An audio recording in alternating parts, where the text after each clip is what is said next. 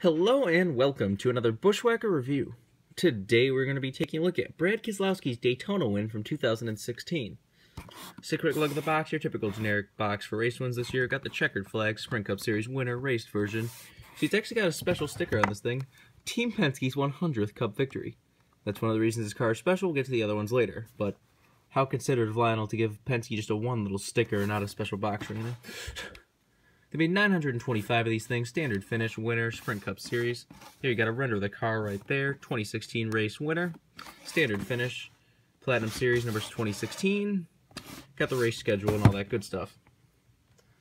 Here is the car itself. It is a beautiful looking paint scheme. This comes with a few things. You get your typical race winner card, as always. You have your winner sticker. And you have your bag of confetti. Which is funny because you're probably noticing there's really not much confetti on this car, once again. The only piece I can really see right away is you see there's one little piece right there on the two on the roof. But I really don't see much else on the confetti scale, so it's kind of funny. But that was the same thing with the Tony Stewart Sonoma win. But let's do a quick 360 of this car, as usual. See, it does have the decal grille. Like I said, if you remember early in the year, the Platinum Series had the kind of like insert piece like the older cars, but they always had a decal grille, so it kind of annoyed people that it wasn't accurate, but Lionel actually fixed it throughout the year, and kudos to them for doing that. Like I said, this was Team Penske's 100th win. That's one of the main reasons you want to get this die cast, but the other one is the fact that this falls under paint schemes not produced otherwise. And what I mean by that is the fact that you cannot get this paint scheme anywhere else other than this raced version. Sometimes that happens where it's like a car was never going to get produced, but then he wins in it, so then suddenly it does get produced. But it's always cool. It makes race wins a little extra special when you know it's a special paint scheme you can't get anywhere. The only time the Detroit Genuine Parts car was produced was in 2014, which was a completely different paint scheme. 2015 and 16 they had this kind of, the scallop, typical Penske scallop design, but for some reason it was never produced. So I was definitely glad when you wanted this, because I've always loved this black and blue looking paint scheme. But let's get down to sponsors. On the hood you have Detroit Genuine Parts, Shell Pennzoil, Ford Fusion. There you have the grill up front, the restrictor plate grill in the bumper instead of on the bottom. This was on the 4th of July weekend, so it does have the patriotic windshield banner. Down the side you have Detroit Genuine Parts. You got Discount Tire, SKF. Got Miller Lite, Paralyzed Veterans of America, and Snap-on. On the B post, you have Ford, HP, PPG, Mazak, and Safety Clean. Got Auto Trader on the C post. You got 3 winner stickers right there. See up here, it's actually got the NASCAR Salutes logo and the Orlando United. You remember this race was right around the time that there was the tragic shooting in the nightclub in Orlando. So their logo was on all the cars. I believe one of the cars even had like a special paint scheme that was like giant logos across the car for Orlando. I forgot what car it was. Maybe it was Labonte. I don't know. But on the back, you have DemandDetroit.com. Got Team Penske 50th anniversary. Got the camera right there. Ford and 2.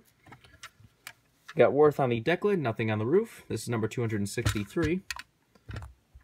Got the same stuff down the other side as usual. Take a look under the hood. See that it just says Detroit Genuine Parts, powered by Ford. There's the engine detail if you want to see that. Take a look under the deck lid. You get your typical fuel cell and such back there. The roof flaps do in fact open. And there's the underside of the car if you want to see it. As you can see, both rear tires on this car are shredded. That's the thing I was not expecting. I kind of saw in one of the pictures back when the race happened the left rear tire looked shredded, but I didn't know the right rear tire was shredded, so that was kind of a nice surprise. Just have the black exhaust piece. But now let's get down to damage and the part that everyone cares about the most. You see, the front is just pretty much dirty. It's all dirty. There's some tape and some debris and stuff on the stuck in the grill. It's got some nice dirt to it, too. You can really see it in the light blue.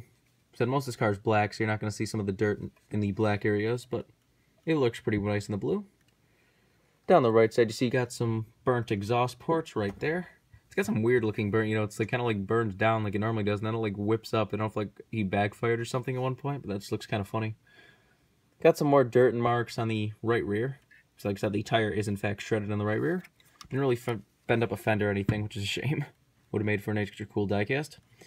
On the back, you see the back is very dirty. Looks like he was getting pushed or bumped or whatever. On their last restart, Joey Logano did kind of push him out to the lead, so that was kind of special to get Penske's 100th win with teamwork like that. See, the left rear is definitely marked up. Looks like the tire did kind of make the fender bent a little bit or something. I'm not sure what that is supposed to be, because I don't think he would have gotten hit right there in a plate track. But other than that, just got some more dirt and stuff. You see, you have a little bit of some dirt in the side skirt and on the side, but not too much. A little bit of a mark under Goodyear right there.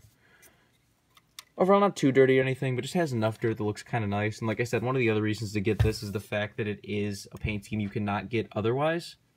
This is also an ARC only release, which is kind of rare for raced versions, but when it does happen, it kind of makes the ARC a little bit better. Then you can't get like, oh, an ARC, then a color chrome ARC, then an Elite, then a liquid color Elite. There's like not like a bunch of versions you can choose from. You could have to get this one car, so that makes the lower production number a little more special.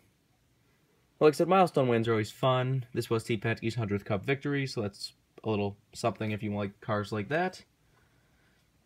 If you want this car, I'd say get it right now, because I have a feeling this car is going to disappear, because, it is a milestone win. It's a paint scheme you can't get otherwise. All that stuff usually adds up to make for a rare diecast.